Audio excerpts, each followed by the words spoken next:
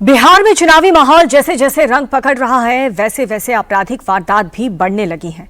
भागलपुर में बेखौफ बदमाशों ने बीजेपी नेता के घर में घुसकर उसे गोली मार दी। बीजेपी नेता और बदमाशों के बीच आखिर विवाद क्या था? हमले के बाद बीजेपी नेता की हालत अभी फिलहाल कैसी है और वारदात को अंजाम देने वाले अपराधियों का हुआ क्या? पूरी डिटेल आपको इस रिपोर्ट में बताते हैं। एक शख्स बीजेपी नेता के साथ बहस कर रहा है। वहां उनके साथ उनका भाई भी मौजूद है। काफी देर तक दोनों के बीच विवाद होता है। हमलावर के साथ दो और युवक मौके पर मौजूद रहते हैं। थोड़ी देर में बदमाशों के दो साथी और आते हैं। आते ही एक बदमाश देसी तमंचा निकाल लेता है।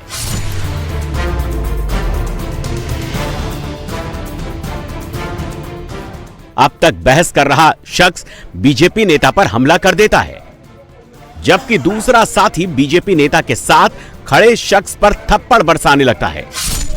एक बदमाश के दोनों हाथ में तमंचा दिखता है। हमलावर बीजेपी नेता पर फायरिंग करने की कोशिश करता है, लेकिन पहली बार गोली नहीं चलती। इतनी देर में शोर सुनकर घर के भीतर से लोग निकल आते हैं। अपनी जान बचाने के लिए बीजेपी नेता घर के अंदर भागता है, लेकिन एक हमलावर दरवाजा पकड़ लेता है और उसे बंद नहीं होने देता। तीन बदमाश घर के भीतर जाते हैं और अंदर से गोली चलने की आवाज आती है। गोली चलाने के बाद भी बदमाश काफी देर तक दरवाजे के बाहर धमकी देते रहते हैं, जबकि उनका एक साथी बाइक पर बैठकर वहां से निकल जाता है। काफी देर तक गाली गलौज करने के बाद बदमाश तमंचा लहराते हुए वहां से निकल जाते हैं। दिन दहाड़े गोलीकांड की ये तस्वीरें बिहार के भागलपुर की हैं। बदमाशों ने बीजेपी नेता के सिर पर गोली मारी है। जिसको गोली मारी गई उसका नाम विवेकानंद प्रसाद है, जो कि पूर्व बीजेपी के मंडल महामंत्री रह चुके हैं। इसके अलावा वो बार एसोसिएशन में मेंबर भी हैं। बदमाशों ने मामूली कहासुनी के बाद बीजेपी नेता विवेकानंद प्रसाद के घर जाकर पहले उनसे बदतमीजी की, गाली गलौज की, उन्हें थप्पड़ मारा और बाद में दरवाजे पर खड़े होकर उनके सिर पर गोली मार दी। बीजेपी नेता के माथे के ऊपरी हिस्से में गोली लगी। हालांकि अभी उनकी हालत नॉर्मल है, लेकिन सनसनीखेज वारदात के बाद एक बार फिर बिहार में लॉ एंड ऑर्डर को लेकर सवाल उठ रहे हैं। भागलपुर में बीजेपी नेता के साथ हुए इस गोलीकांड की पूरी वारदात सीसीटीवी में कैद हो गई। भागलपुर में यह वारदात क्यों हुई, इसकी वजह आपको बताते हैं। दरअसल कल सुबह बीजेपी नेता विवेकानंद प्रसाद के भाई देव आनंद सब्जी खरीदने के लिए तिलका मांझी चौक गए हुए थे। वहां एक आरोपी ने एक बुजुर्ग व्यक्ति की पिटाई कर दी। इस पर गुस्साए लोगों ने उस आरोपी की पिटाई कर दी। सूचना मिलने पर मौके पर पहुंची पुलिस ने आरोपी को हिरासत में ले लिया। कुछ देर बाद पुलिस ने उसे छोड़ दिया। आरोपी को शक था कि देव आनंद ने ही पुलिस को सूचना दी। इसके बाद अपने साथियों के साथ देवानंद के घर पहुंच गया और गाली गलौज करने लगा। विरोध करने पर पहले मारपीट हुई, फिर गोली चला दी गई। विवेकानंद प्रसाद का कहना है कि उनका इन बदमाशों से कोई विवाद नहीं था। उन्होंने बेवजह उन पर हमला किया। उसका किसी फल वाले से झगड़ा हुआ था। मेरा भाई भी सब्जी लेने जा रहा था, तो कोई झगड़ा उगड़ा होता है तो आदमी खड़ा होकर देख रहा था। उसका कहने का कि नहीं, पुलिस को जो है मेरा नाम आपका भाई बताया। पुलिस उसमें उसको घटना के जगह पर उसको पकड़ी भी थी। फल वाले से झगड़ा हुआ था, फिर उसके बाद उसको छोड़ दिया। मेरे घर पर आ गया, वो बोलने लगा कि आपका भाई पुलिस को मेरा नाम बताया। तो हम बोले नहीं, क्यों बताएगा, तुमसे क्या मतलब है? तो नहीं बताया, आप वहाँ थे। हम बोले अगर बताया भी है तो ठीक है, गलती किया है, तुम जाओ यहाँ से। क्योंकि हम समझ गए कि लगता है ये लोग क्रिमिनल है। तब तक उसका भाई जो है सूर्या साथी आया, तो दोनों हाथ में 3 नट लिए हुए था। पहले तो आया तो जो है एक लड़का फिर मेरे हथी पर एक झापड़ मारा। मेरे पड़ोसी भी थे बगल में, तो बोले जब निकाल लिया तो बोला हट जाए यहाँ से। हम भी देख लिए थे, तो हम जो भीतर जाके गेट खींचने लगे। ये लोग भी गेट खींच रहा था, तो ये गेट जो खींचने लगे तो मेरे शरीर में तो नहीं मार पाया, लेकिन क्योंकि मेरा सर दिख रहा था, सर में सटा के 300 से फायर कर दिया। उसमें जो है गोली लगते हुए निकल गया ऊपर से। और फिर जब भीतर हम भागे, फिर एक और गोली मारा जो हमको नहीं लगा, हम भीतर घुस गए, सीढ़ी वाला रूम जाके गेट लगा दिया। वहीं भागलपुर गोलीकांड के बाद पुलिस एक्शन में है। पुलिस ने 3 आरोपियों को गिरफ्तार किया है। आरोपियों की पहचान सूरज दांती, अशोक कांति और मिथुन यादव के तौर पर हुई है। बदमाशों के पास से पुलिस ने 2 देसी कट्टे और 4 कारतूस बरामद किए हैं। वहीं बाकी अपराधियों की तलाश में पुलिस ताबड़तोड़ दबिश दे रही है। जो घटना हुआ है, इसकी गंभीरता को देखते हुए एसएसपी महोदय के द्वारा विशेष टीम का गठन किया मेरे नेतृत्व में, और इस विशेष टीम के द्वारा घटना के 5 घंटे के अंदर में ही जो अपराध कर्मी थे उसकी पहचान हो गई थी। उनकी गिरफ्तारी 5 घंटे के अंदर में की गई है, और उनके निशानदेही पे जो घटना में प्रयुक्त हथियार था 2 कट्टा और कुछ कारतूस की बरामदगी की गई है। जो बाकी बचे अपराधी हैं उसकी गिरफ्तारी के लिए भी लगातार छापेमारी की जा रही है। बिहार में 6 नवंबर को पहले फेज की वोटिंग है, लेकिन उससे पहले भागलपुर से लेकर गया तक अपराध की एक के बाद एक वारदात से बिहार दहल गया है। हालांकि अपराधियों के खिलाफ पुलिस लगातार एक्शन ले रही है। भागलपुर में भी आरोपी तुरंत पकड़ लिए गए। वहीं 20 अक्टूबर को गया में बीजेपी नेता के बेटे की हत्या के मामले में पुलिस ने 3 आरोपियों को गिरफ्तार किया। गिरफ्तार 3 आरोपियों में से एक आरोपी का हाफ एनकाउंटर भी हुआ है। भागलपुर में बीजेपी नेता को घर में घुसकर गोली मारी गई तो बेगूसराय में अवैध शराब बेचने वाले ने पुलिस टीम पर ही हमला कर दिया। चुनाव ड्यूटी में लगे पुलिसकर्मियों को भी भीड़ ने नहीं बख्शा है। दरअसल शराब तस्कर और पुलिस के बीच फायरिंग भी हुई। भीड़ ने बस तोड़ी, पुलिस टीम पर पत्थरबाजी की। हमले में कई पुलिसकर्मी घायल हो गए हैं। भीड़ आखिर पुलिसकर्मियों के खिलाफ इतनी क्यों भड़क गई? शराब कारोबारियों पर क्या एक्शन हुआ है, आपको इस रिपोर्ट में दिखाते हैं। युवाओं के हाथ में डंडा है, महिलाओं के हाथ में डंडा है, बच्चों के हाथ में भी डंडा है।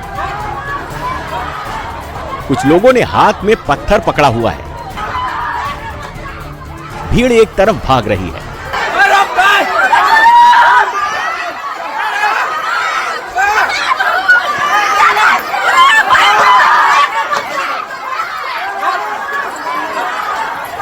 भीड़ का गुस्सा बस पर उतर रहा है।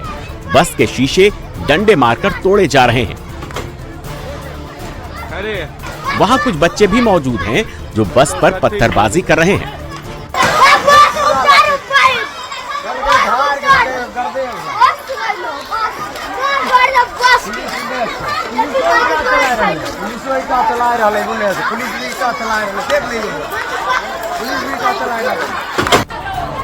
बवाल की ये तस्वीरें बिहार के बेगूसराय की हैं।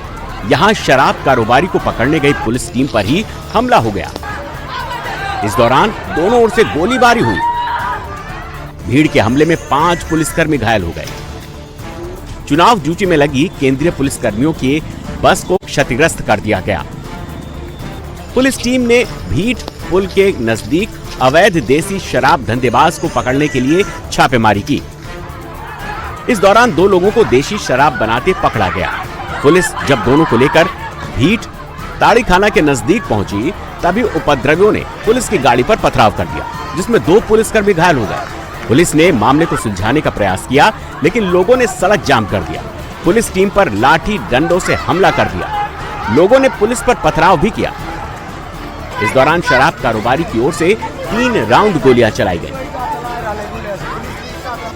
इसी बीच चुनाव ड्यूटी पर लगी एक बस मौके पर पहुंची तो लोगों ने बस और पुलिस पर ईंट पत्थर से हमला कर दिया, जिसमें बीएमपी के 3 जवान, 2 महिला पुलिसकर्मी और 1 चौकीदार घायल हो गया। मामला बिगड़ता देख पुलिस ने जान बचाने के लिए 5 राउंड हवाई फायर किए, लेकिन इसके बावजूद भीड़ पीछे हटने को तैयार नहीं थी। हालात इतने बेकाबू हो गए कि पुलिस टीम ने वहां से जान बचाकर भागना ही उचित समझा। बवाल की जानकारी मिलते ही कई थानों की पुलिस मौके पर पहुंची और हालात को कंट्रोल में किया। पुलिस ने इस मामले में 9 लोगों को गिरफ्तार किया है, जिनमें 4 महिलाएं भी हैं। फिलहाल इलाके में हालात अभी तनावपूर्ण है। मौके पर अधिकारियों की टीम बड़ी संख्या में पुलिस बल के साथ कैंप कर रही है। भीड़ और पुलिस के बीच टकराव सिर्फ बिहार के बेगूसराय में नहीं हुआ, बल्कि राजस्थान के उदयपुर में भी पुलिस और पब्लिक आमने सामने आ गई है। यहां पर लोगों को गुस्सा रोड एक्सीडेंट में एक युवक की मौत के बाद भड़का है। लोगों ने शव को सड़क पर रखकर जाम कर दिया और जब पुलिस ने उन्हें हटाने की कोशिश की तो बवाल वहां पर शुरू हो गया। पुलिस ने 29 आरोपियों को गिरफ्तार किया है। उदयपुर में बवाल की तस्वीर हम आपको इस रिपोर्ट में दिखाते हैं। सैकड़ों लोगों की भीड़ सड़क पर बैठी हुई है। सड़क पर ही एक शख्स का शव भी रखा हुआ है। मौके पर 50 से अधिक पुलिसकर्मी भी मौजूद हैं। अचानक पुलिसकर्मी सड़क पर बैठे लोगों को जबरन उठाने लगती है। भीड़ पर आंसू गैस के गोले भी छोड़े जाते हैं, जिसकी वजह से वहां भगदड़ मच जाती है।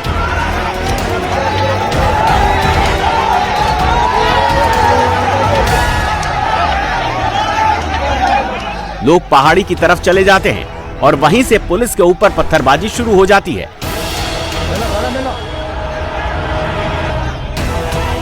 अचानक हुई पत्थरबाजी से पुलिस भागने लगती है। भीड़ पुलिस को दौड़ाती है और पुलिसकर्मी गाड़ी में बैठकर वहां से निकल जाते हैं। भीड़ के पथराव में 7 से 8 पुलिसकर्मी घायल हो गए हैं। बवाल की तस्वीरें उदयपुर के सायरा इलाके की है। पुलिस और ग्रामीणों के बीच ये विवाद रोड एक्सीडेंट के बाद हुआ। सायरा थाने में कार और बाइक सवार के बीच टक्कर हो गई। एक्सीडेंट के बाद कार चालक बाइक सवार को 20 फीट तक घसीटता ले गया। मौके पर ही युवक ने दम तोड़ दिया। हालांकि पुलिस ने नाकाबंदी करके 40 मिनट के भीतर ही कार ड्राइवर को हिरासत में ले लिया। हादसे से नाराज ग्रामीणों ने शव को कुंभलगढ़ हाईवे पर रखकर जाम लगा दिया। ग्रामीण युवक के लिए मुआवजे की मांग कर रहे हैं। इस दौरान पुलिस और ग्रामीणों के बीच झड़प हो गई और पथराव शुरू हो गया। पुलिस पर हुए हमले में घायल जवानों को इलाज के बाद अस्पताल से छुट्टी दे दी गई। वहीं सरकारी संपत्ति को नुकसान और पुलिसकर्मियों पर हमले के मामले में पुलिस ने कई गंभीर धाराओं में केस दर्ज कर लिया है। इस मामले में पुलिस ने 29 लोगों को गिरफ्तार किया है। इसके साथ ही करीब 50 से अधिक मोटरसाइकिल और 2 बड़े वाहन जब्त किए हैं। पुलिस अब भी घटनास्थल के वीडियो खंगाल रही है, जिससे बाकी आरोपियों की पहचान की जा सके। फिलहाल इलाके में भारी संख्या में पुलिस बल की तैनाती कर दी गई है। हालात कंट्रोल में है। मेरठ में आज 22 दुकानदारों की दुकान ही नहीं टूटी है, बल्कि उनकी उम्मीद भी टूट गई है। लोअर कोर्ट से लेकर सुप्रीम कोर्ट तक कारोबारियों ने लड़ाई लड़ी, लेकिन अपनी दुकान नहीं बचा पाए। मेरठ में आज सुप्रीम कोर्ट के आदेश पर बुलडोजर एक्शन हुआ और एक के बाद एक कुल 22 दुकानों को बुलडोजर से जमींदोज कर दिया गया। मेरठ में 35 साल पुराने कॉम्प्लेक्स पर बुलडोजर क्यों चला है, क्या कारोबारियों के पास क्या अब भी कोई मौका बचा हुआ है, पूरी डिटेल आपको देंगे इस रिपोर्ट में।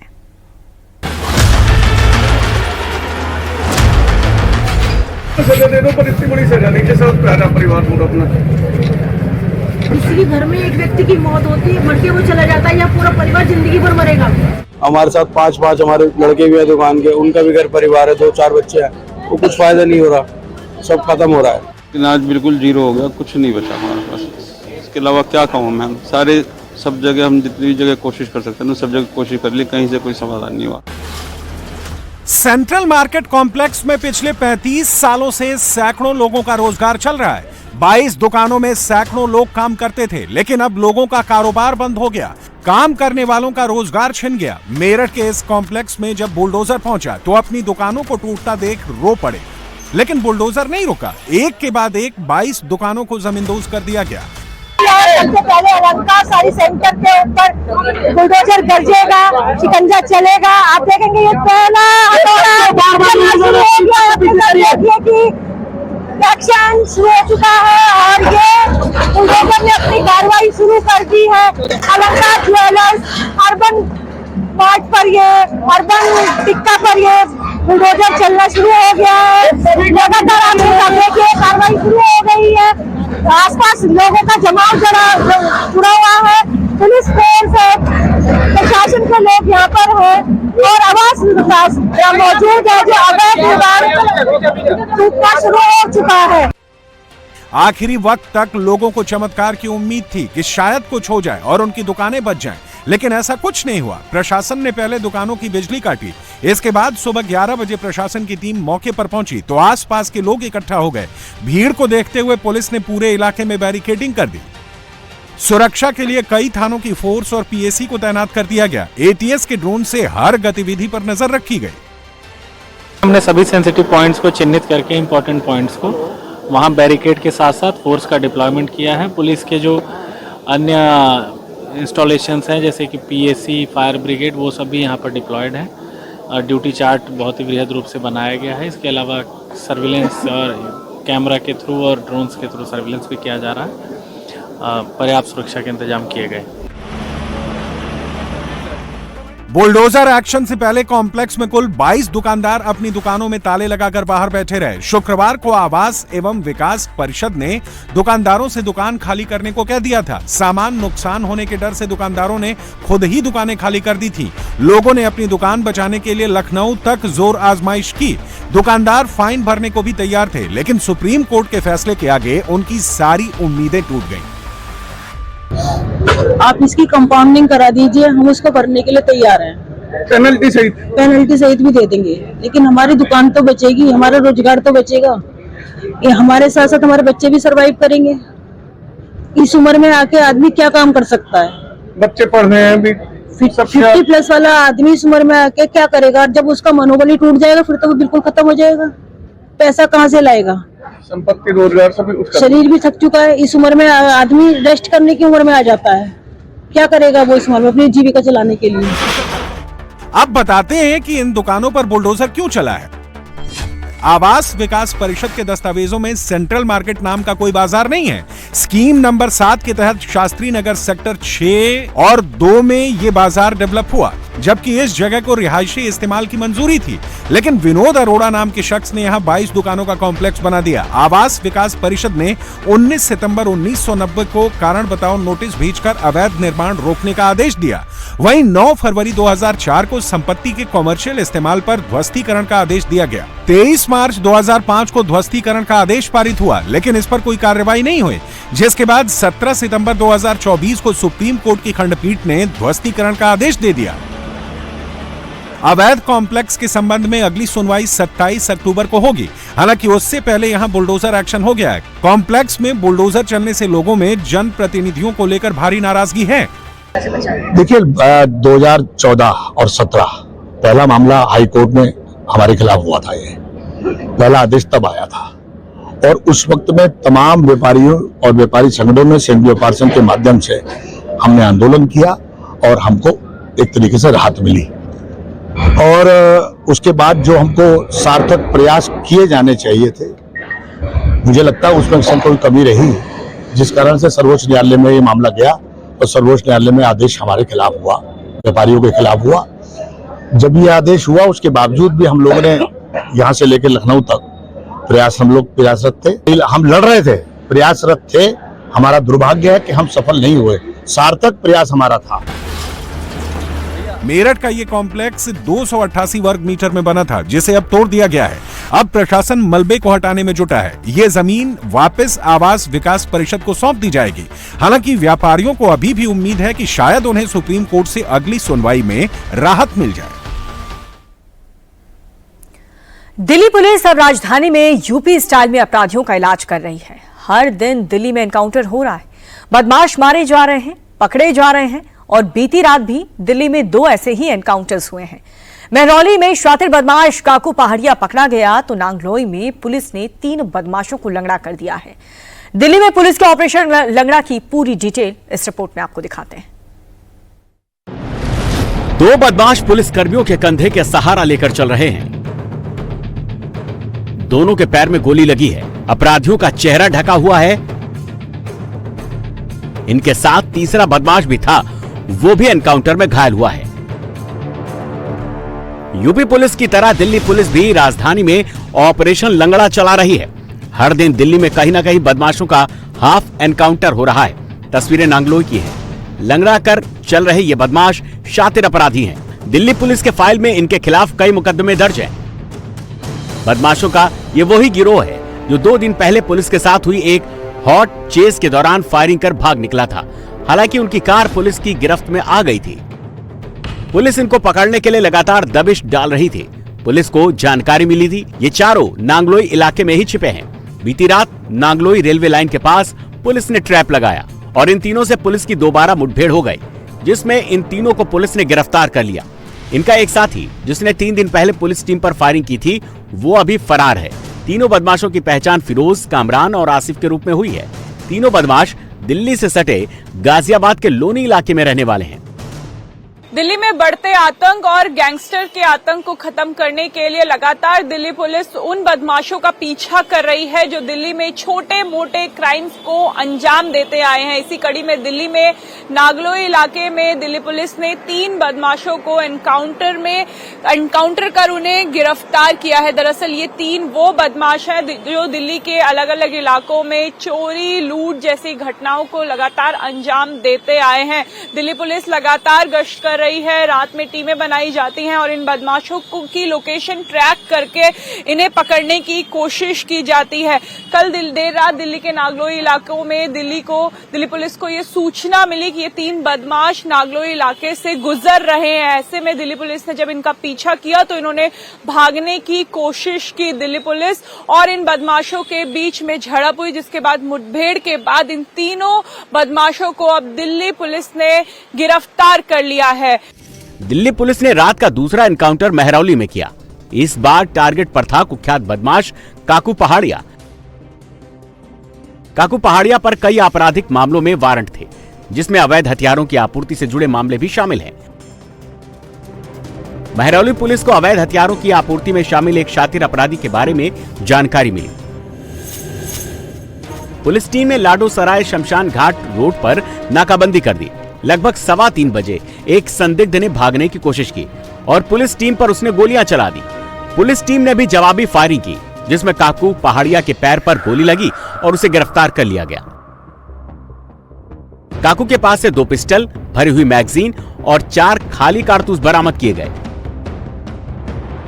2 पुलिसकर्मियों की बुलेट प्रूफ जैकेट में गोली लगी, जिससे वो बाल बाल बचे, जबकि एक कांस्टेबल के हाथ में चोट आई है।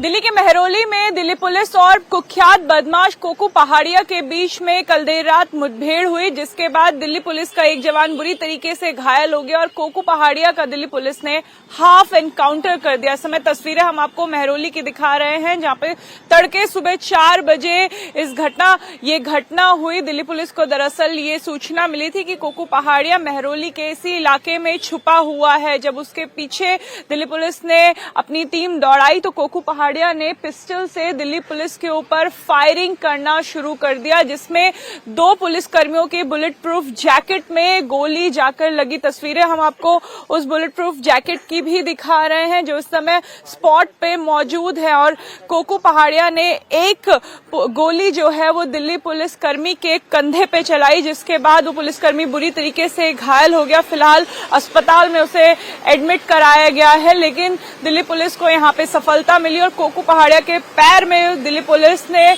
गोली चलाई, जिसके बाद उसका हाफ एनकाउंटर करके उसे अरेस्ट कर लिया गया है। पुलिस अब आरोपी काकू पहाड़िया से पूछताछ करने की तैयारी में है। पुलिस ये जानना चाहती है कि काकू कहां और कैसे हथियार सप्लाई किया करता था, उसके साथ कौन कौन लोग जुड़े हुए हैं।